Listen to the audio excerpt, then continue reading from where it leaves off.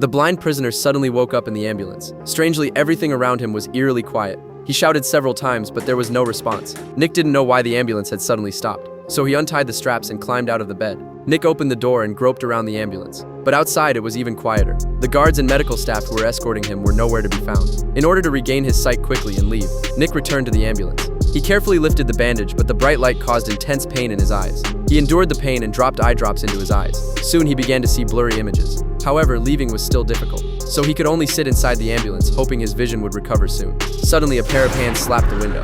It was a police officer turned into a zombie, but Nick couldn't see anything, and he thought it was a human, so he decisively opened the door to ask for help. But the person didn't respond, and even let out an eerie growl. Nick realized something was wrong, and quickly exited through the side door. He didn't know how long he had walked, but Nick accidentally arrived at a house. He knocked on the door, but no one responded. As he rounded a corner, a zombie suddenly appeared in front of him. Nick was immediately knocked to the ground. Fortunately, a rack blocked the attack.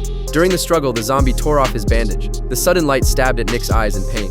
He pushed the zombie away with all his strength, and then used the rack in his hands to defeat it. He never expected humans to turn into flesh-eating monsters. Nick finally realized the seriousness of the situation, and hurriedly entered the house, following the wall. As soon as he shut the door, his eyes started hurting intensely again. Nick had no choice but to find a cloth to cover his eyes again. After resting for a moment, he began to feel his way around the house. The windows had been reinforced by the homeowner, apparently to prevent zombie attacks. In order to survive, Nick began to familiarize himself with every corner of the house. However, when he reached the second floor, the rack in his hand accidentally hit a pair of shoes. Before Nick could react, the zombie lunged at him. Nick was so scared that he ran in all directions, and was soon cornered. Just as he was about to be bitten by the zombie, a female police officer suddenly appeared at the stairs. She quickly took care of the zombie. After hearing the gunshot, Nick immediately raised his hands to ask for help.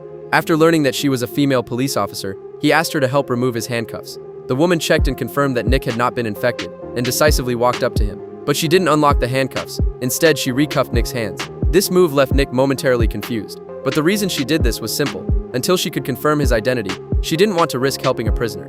She then dealt with the corpse, and then checked every corner of the house. After confirming no zombies were around, she returned to Nick. Through conversation, the two learned each other's story. A pregnant woman and a blind man. Surviving in the apocalypse was almost impossible. But facing the unknown fear and difficulties, they chose to persist and trust each other. Even if the road ahead was difficult, hope and mutual assistance between people was still the only power to survive.